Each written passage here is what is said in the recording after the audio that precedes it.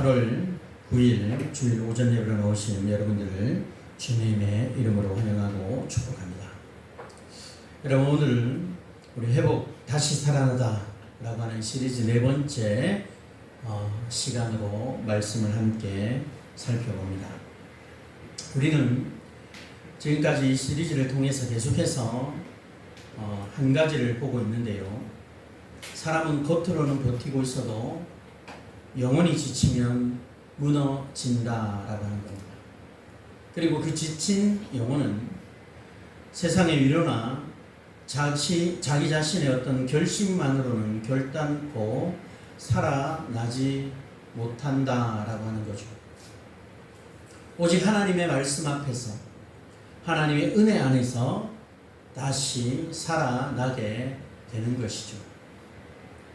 오늘 본문은 너무나도 잘 알려진 예수님의 비유의 말씀입니다.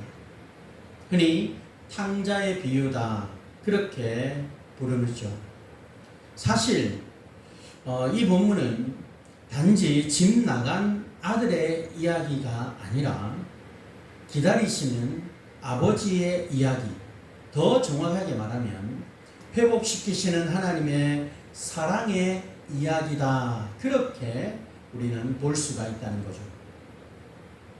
우리는 종종 회복을 생각할 때 내가 좀 더 잘 해야 하지, 내가 다시 마음을 다잡아야 하지, 내가 더 많이 울고 더 많이 회개해야 하면 된다, 이렇게 생각을 많이 합니다. 물론요, 이런 결심이 필요 없다라는 것이 아닙니다. 이런 결심도 필요하고 이런 회개도 우리에게는 반드시 필요합니다. 그러나 오늘 본문이 우리에게 보여주는 것은 이것이죠.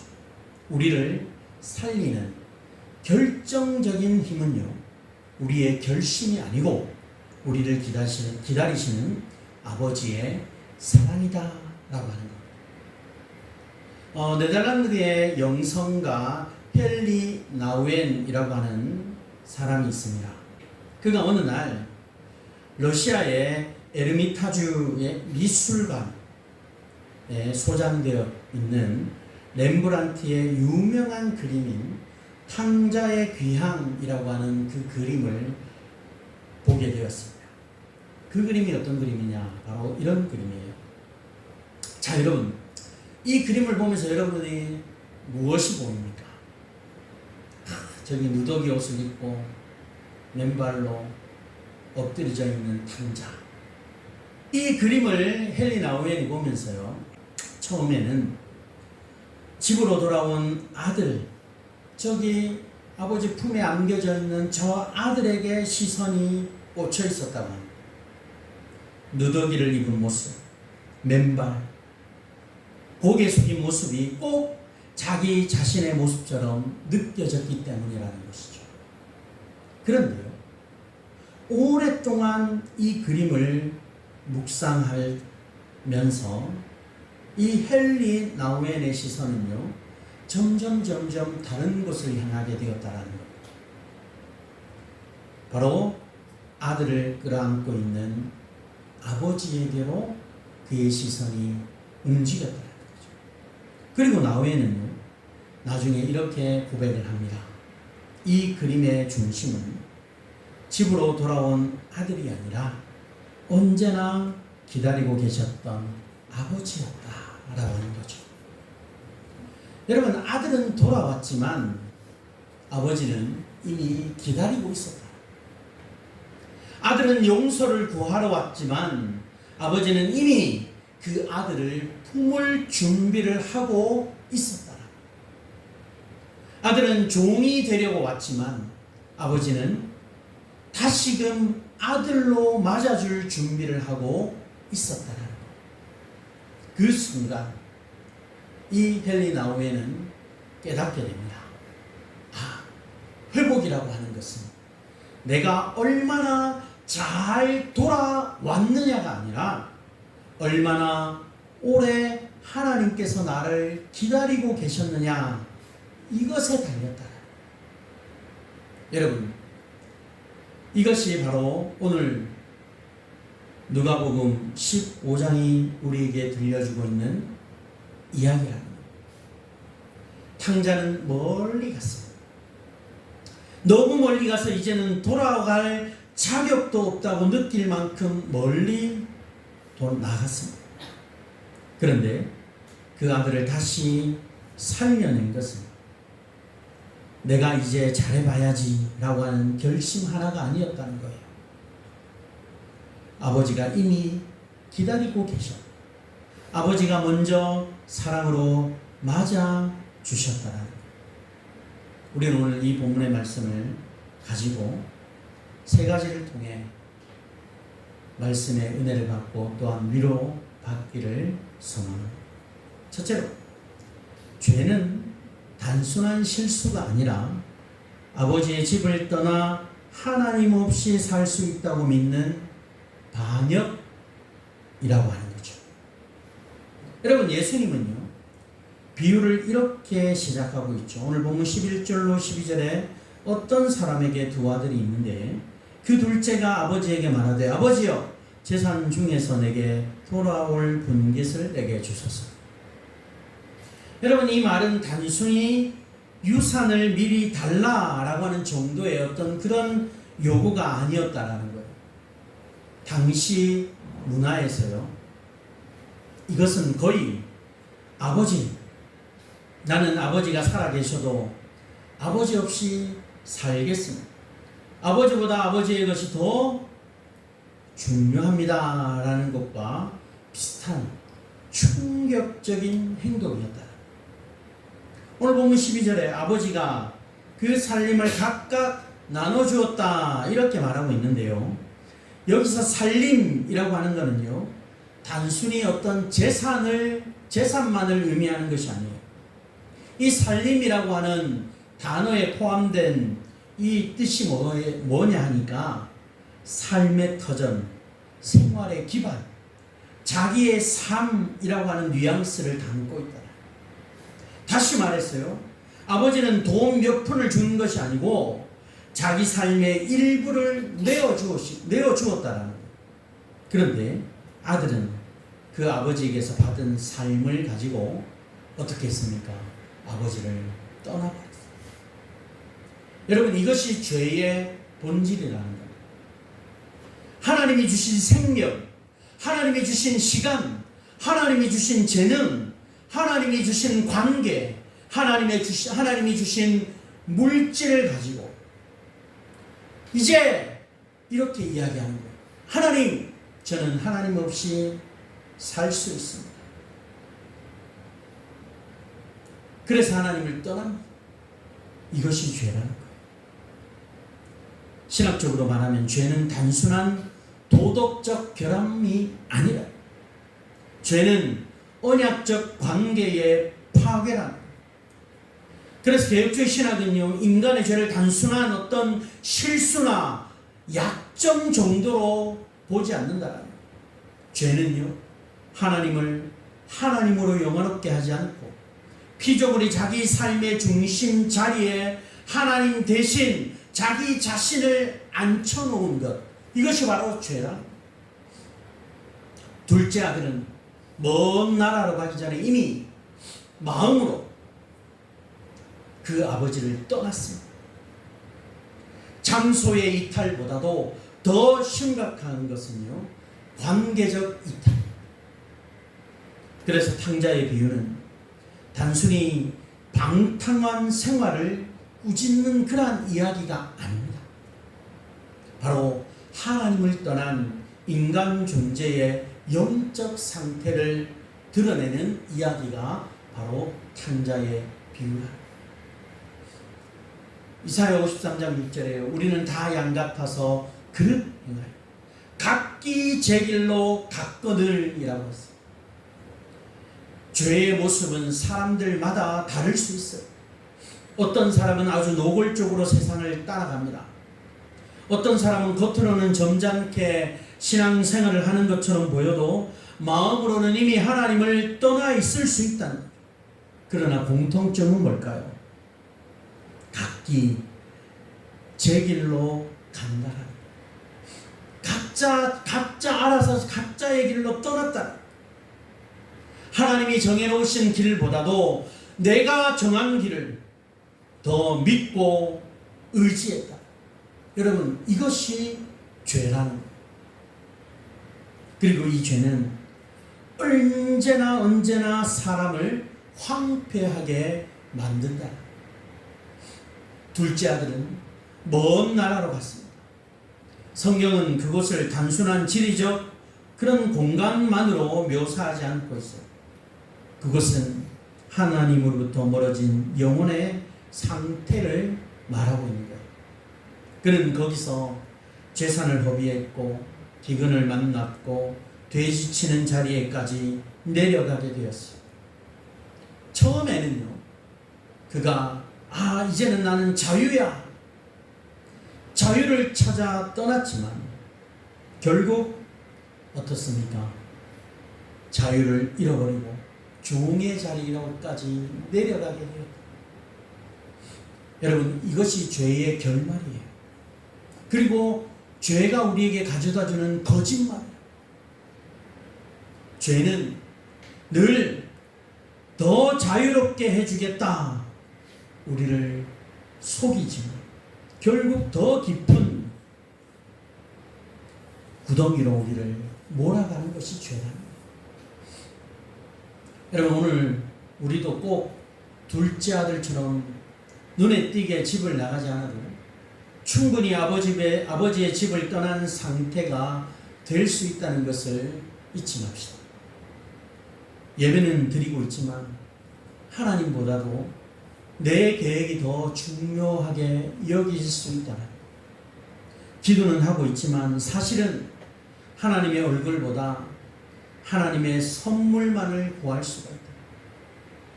봉사는 열심히 하고 있지만 하나님을 사랑해서가 아니라 자기 자신의 의의를 확인하기 위해 봉사를 할 수 있다. 그러기에 우리는 우리 자신에게 한번 이렇게 물어보아야 합니다. 나는 정말 하나님을 사랑하고 있는가? 나는 하나님 자신을 원하는가? 아니면 하나님이 주시는 것만 원하는가?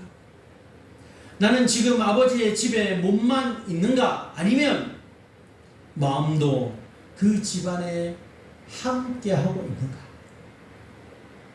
사랑하는 여러분, 영적인 회복이라고 하는 것은요, 죄를 작게 보는 데서 시작되지 않습니다. 오히려 죄를 성경적으로 바라보게 보는 데서부터 우리의 영성 회복은 시작됩니다. 내가 단지 실수한 것이 아니라 아버지보다 다른 것을 더 사랑하고 있었음을 인정하는 데서 회복의 문이 열린다라고 하는 거죠. 그런데 너무너무 감사한 것은 그렇게 죄를 깊이 보게 될수록 우리는 절망으로 끝나지 아니하고 은혜의 필요를 더 절실하게 알게 된다는 것이죠. 죄를 깊이 아는 사람만이 복음의 그 깊이도 알 수 있다라고 합니다. 그래서 우리가 정말 하나님을 더 깊이 알아갑니다. 그리고 나 자신의 지금 영적 상태를 돌아보면서 내가 얼마나 하나님으로부터 멀어져 있는가 다시 깨닫고 그 무너진 자리를 다시 승리할 수 있는 그런 여러분들이 되시기를 바랍니다. 두 번째, 회개는 자기 개선 프로젝트가 아니라 은혜 안에서 제정신을 되찾아 아버지께로 방향을 돌리는 것입니다. 이것이 회개죠. 오늘 둘째 아들이 모든 것을 잃고 가장 낮은 자리까지 내려갔을 때 비로소 전환점을 찾게 됩니다. 그는 배를 채우고 싶었지만 그 굶주린 배를 채울 수 없었고요. 사람들 사이에 있었지만 그 누구도 그를 돌아보지 않았더라. 세상이 약속하던 풍요는 다 사라져버렸고 남은 것은 결핍과 수치와 외로움뿐이었다. 바로 그때 성경은 아주 중요한 표현을 우리에게 제시하고 있습니다. 본문에 보면 이에 스스로 돌이켜라고 했습니다. 이 말을 직역하면요, 자기 자신에게로 돌아와서 제정신이 들어서 참된 현실을 깨닫게 되어라고 하는 그런 뜻이에요. 여러분, 회개라고 하는 것은요, 먼저 어떤 우리의 감정의 폭발이 아니고 나 자신의 현실 인식의 회복이에요. 죄는 사람을 어리석게 만들고 하나님 없는 삶이 더 낫다라는 그런 착각 속에 살아가게 합니다. 그런데 은혜가 임하면요, 사람이 비로소 보게 됩니다. 내가 지금 어디까지 왔는가? 내 영혼이 얼마나 메말라 있는가? 아버지의 집이 얼마나 좋은 곳이었는가? 이런 것이 바로 회개의 출발점이다. 개혁주의 전통은 참된 회개를 단순한 후회와 구별합니다. 후회는 결과가 괴로워서 슬퍼하는 것이고요, 회개는요, 하나님 앞에서 자기 죄를 보고 방향을 바꾸는 것이죠. 탕자는 굶주림 때문에 괴로웠습니다. 그러나 그는 거기서 멈추지 않았습니다. 그는 아버지를 기억했다는 것. 내 아버지 집에는 양식이 풍족한 품꾼이 얼마나 많은가. 이것이 중요한 것이에요.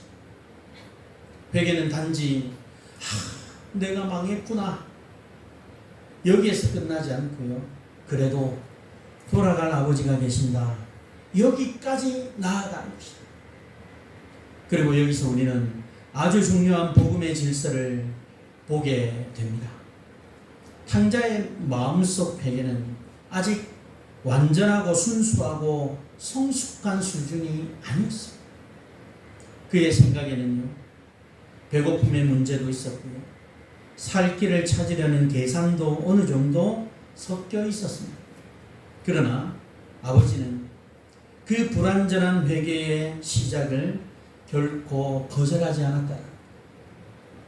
여러분, 이것이 은혜라고.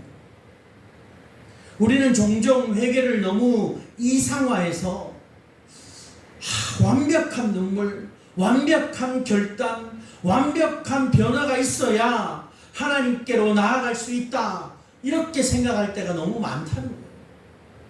그런데요, 성경은 그렇게 말하지 않는다. 하나님은 완벽하게 준비된 사람을 부르시는 것이 아니고 무너질 대로 무너진 사람을 품으신다. 시편 51편 17절에 하나님께서 구하시는 제사는 상한 심령이라 말씀하죠. 상한 심령은요, 보기 좋은 상태가 아니에요. 정리된 상태도 아닙니다. 이 상태는 어떤 상태입니까? 무너진 상태. 그러나 하나님은 바로 그런 심령을 멸시하지 않아요. 외면하지 않으신다. 누가복음 18장의 세리는요, 멀리 서서 감히 눈도 들지 못한 채 뭐라고 외칩니다. 하나님, 불쌍히 여기소서. 나는 죄인입니다. 이렇게 기도하지 않습니다. 그때 예수님은 뭐라고 이야기하십니까? 그가 의롭다 하심을 받고 내려갔다 하셨습니다. 완벽한 문장보다 진실한 가슴이 중요하다. 여러분, 회개는요, 인간이 하나님께 드리는 공로가 아닙니다. 내가 이만큼 회개했지, 이만큼 회개했으니까 하나님께서 인정해 주시겠지, 이것이 아니라는 거예요. 회개조차도 은혜의 열매라는 것을 잊지 맙시다. 하나님께서 우리의 눈을 열어주시지 않으면 우리는 결코 나 자신의 상태를 바라보지 못합니다. 하나님께서 우리의 마음을 만져주시지 아니하시면 우리는 결코 아버지의 집을 그리워할 수조차 없다는 거예요. 그러기에 회개는 내가 하나님께 보여드릴 만한 것이 아니고요, 이미 역사하시는 하나님의 은혜에 대한 응답이라는 것. 바로 이러한 점에서 회개는 사람을 낮추시나 동시에 소망을 가져다 줍니다. 왜냐하면 회개의 시작이 내 힘에 달려있는 것이 아니라 은혜에 달려있기 때문입니다. 많은 성도들이요, 실제로 죄보다 죄책감 때문에 더 오래 묶여 있습니다. 죄책감이 회개를 돕는 것 같지만 이것을 잘못 다루면 오히려 하나님께 가지 못하게 막는 그러한 것이 된다. 어떤 모습일까요? 죄책감이 이렇습니다. 내가 이런 모습을 가지고 어떻게 내가 기도하지?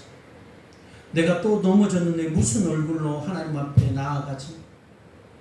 조금 더 괜찮아지면 돌아가자. 죄책감은 이런 마음을 우리에게 준다는 거예요. 그러나 여러분, 이것은 복음의 방식이 아닙니다. 복음은요, 괜찮아진 후에 오라 그렇게 말하지 않는다. 복음은 오면 괜찮아지게 하겠다 이렇게 말합니다. 혹시 하나님께 나아가기를 미루고 계신 지금 죄책감에 휩싸여 있는 그런 분들이 있습니다. 말씀은 듣고 있지만 기도는 피하고 예배는 드리지만 마음으로는 숨어 있는 분들이 있습니다. 여러분, 오늘 본문은 우리에게 말씀합니다. 회개는 대단한 종교적 성취가 아닙니다. 아버지께 다시 방향을 돌리는 것이. 기도가 길지 않아도 됩니다. 말이 잘 정리되지 않아도 돼요. 눈물이 나지 않아도 됩니다. 그저 이렇게 고백하기만 하면 됩니다. 아버지, 제가 잘못했습니다. 저는 살 길이 아버지께만 있습니다. 여러분, 이 기도 결코 가벼운 기도가 아니죠. 이 기도가 돌아오는 길의 시작이라는 것을 잊지 마시고, 혹 여전히 아직도 죄책감에 휩싸여 정말 진정함으로 하나님께 나아가지 못한다면 우리가 오늘 이 마음을 가지고 다시 하나님께로 돌아가는 그런 성도들이 되시기를 바랍니다. 세 번째, 회복의 결정적 근거는 우리의 회개가 아니라 우리를 먼저 보시고 먼저 달려오시고 먼저 품으시는 아버지의 사랑이라는 거죠. 오늘 본문의 가장 놀라운 장면, 이 둘째 아들이 집에 도착해 멋지게 회개 연설을 마치는 순간이 아니었다.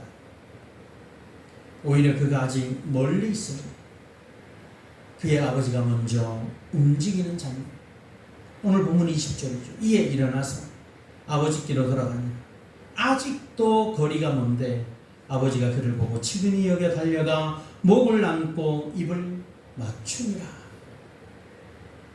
여러분, 여기서 측은히 여기다 라고 하는 말이에요. 뜻은 단순한 어떤 동정이나 차가운 연민이 아니에요. 속 깊은 곳이 뒤집혀질 만큼 강한 긍미, 내장이 떨릴 만큼 그 깊은 자비를 뜻하는 표현이 바로 측은히 여겨라고 하는 것이죠. 다시 말하면 이 집 나간 아들의 아버지의 사랑은 어떤 형식적인 용납이 아니고요, 존재 깊은 곳에서 우러나오는 사랑입니다. 또 하나 중요한 것은 아버지가 달려갔다라는 거예요. 여러분, 이 당시의 문화에서 집 안의 가장, 그것도 나이 든 아버지가 사람들 앞에서 옷자락을 벗고 달리는 모습은 매우 이례적이고 모든 체면을 내려놓는 그런 행동이었어요. 그런데 이 아버지는 체면보다도 그 아들을 택했다. 질서보다 회복을 앞세워 채통보다 사랑을 앞세웠다. 어떤 해석 정통이 강조하듯 아버지가 멀리서 아들을 알아본 것은 그가 우연히 그날만 밖에 나와 있지 않았기 때문이다. 무슨 말입니까? 매일같이 아들이 돌아오기를 오래도록 기다리고 있었다라는 것을 말하고 있다. 아들이 돌아오기를, 오늘은 돌아올까? 내일은 돌아올까? 매일 그 자리에 나가서 그때 그것을 기다리고 있습니다. 아버지의 사랑은 아들이 돌아오기로 결심한 그 순간부터 시작된 것이 아니고요. 그보다 훨씬 더 먼저 이미 그를 향하여 열려 있었던 사랑입니다. 여기서 우리는 정말 복음의 심장을 볼 수 있어요. 아들이 회개했기 때문에 아버지가 사랑하게 된 것이 아니라 아버지가 사랑하고 있었기 때문에 아들이 돌아올 수 있어요. 여러분, 하나님이 여러분들을 사랑하고 있었기 때문에 여러분들이 이 자리에 올 수 있었어요. 물론 아들의 회개가 중요하지 않다는 게 아니에요. 아들의 회개도 중요합니다. 성경은요, 결코 회개 없는 회복을 말하지 않아요. 그러나 회개가 회복의 원인이 아니고 아버지의 사랑이 회복의 근거가 된다는 것을 지적합니다. 여러분, 이것이 중요합니다. 우리가 흔히 불안한 이유는요, 지금 내가 한 회개가 충분한가? 나의 눈물이 진짜인가? 내 결심이 오래 갈까? 이런 시선을 두기 때문이에요. 그래서 불안해요. 하지만 오늘 본문은요, 우리의 시선을 아버지께로 옮기고 있습니다. 내 회개의 크기보다 내 사랑의 크기를 봐. 너의 결심의 어떤 그 강도보다 나의 긍휼의 깊이를 봐라. 이것이 복음이다. 아버지는 아들의 사과문을 다 듣고 난 뒤에 회복시키지 않습니다. 아들이 나는 아들이라 일컬음을 감당하지 못하겠습니다 말하는 순간 아버지는 곧바로 어떤 행동을 취합니까? 그 종들에게 제일 좋은 옷을 내다가 입히고 그 손에 가락지를 끼우고 이 발에 신을 신겨라. 여러분, 얼마나 인상적입니까? 아들은요, 품꾼 되기를 원했지만, 종이 되기를 원했지만, 아버지는 그를 다시 아들의 신분으로 회복시키겠어요. 아들은 겨우 문 앞에 서고 싶었지만 아버지는 잔치상 안으로 그를 들어 보냈어요. 아들은 자기 죄를 말하는데 아버지는 자기 사랑을 보여주고 있다. 여러분, 이것은 단순한 감동적인 가족 드라마가 아니에요. 이것은 칭의와 양좌됨의 복음적 그림. 더러운 자에게 좋은 옷을 입히는 것은 의의 전가를 떠올리게 합니다. 손에 가락지를 끼우는 것은 가족의 권위와 신분의 회복을 상징하고 있습니다. 신발은 종이 아니라 아버지의 자리로 회복되었음을, 아들의 자리로 회복되었음을 보여주고 있다.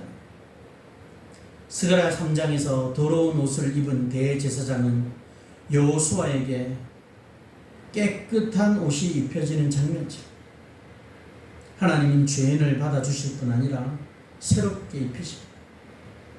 에베소서 2장 4절 5절에는요, 긍휼이 풍성하신 하나님께서 죽은 우리를 그리스도와 함께 살리셨다 선포하고 있습니다.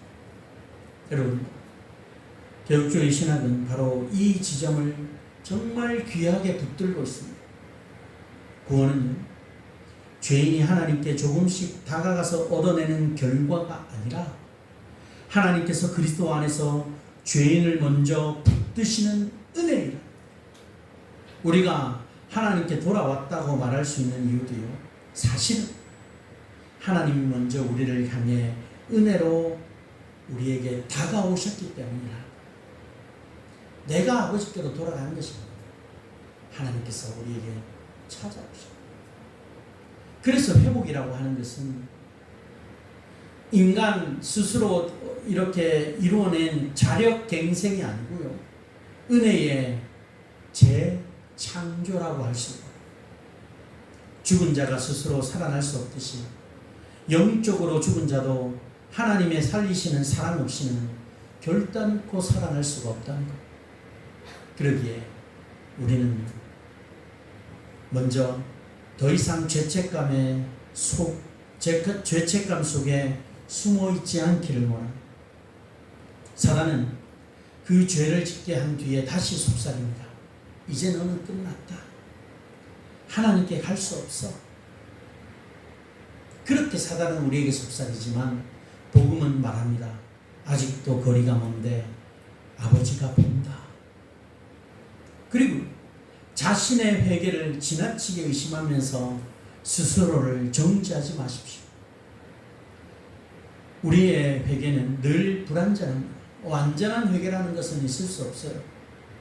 그러나 우리의 구주이신 그리스도의 사랑은 완전하다라는 것을 잊지 마십시오. 그리고 회복된 사람답게 다른 사람들을 대하시기를 바랍니다. 아버지의 사랑을 받은 사람은 다른 연약한 성도를 함부로 끌어내지 않는다. 교회는 돌아온 자를 정죄하는 것이 아니고요, 복음을 다시 세우는 곳이 바로 교회예요. 교회 안에서 정죄하고, 교회 안에서 서로를 시기하고 질투하고 욕하는 것은요, 그리스도인답지 못한 삶입니다. 회복된 사람으로서 모습이 아니라 교회 안의 사람들은 누구 하나 예외 없이 어떤 사람들입니까? 다 탕자와 같은 그런 존재가 아버지의 사랑 때문에 와서 신분이 회복된 사람들이 바로 교회 안의 공동체입니다. 다 똑같은데 똑같은 사람이 누가 누구한테 누구를 정죄하고 누구에게 욕을 하고 누구에게 침을 뱉어요. 말도 되지 않는. 그래서 우리는 회복된 사람답게 다른 사람들을 대해야 합니다. 혹 여러분 가운데 나는 너무 멀리 와 있다, 그렇게 생각하는 분들이 계십니까? 이 정도면 하나님도 실망하셨을 거야. 예전처럼은 결코 돌아갈 수 없을 거야. 혹 그런 마음이 있습니까? 그러면 오늘 본문은 분명히 우리에게 말해주고 있습니다. 당신의 거리가 아무리 멀어도 아버지의 사랑은 그보다 더 멀다는 거죠. 당신의 죄가 아무리 깊어도 하나님의 긍휼은 그보다 더 깊다.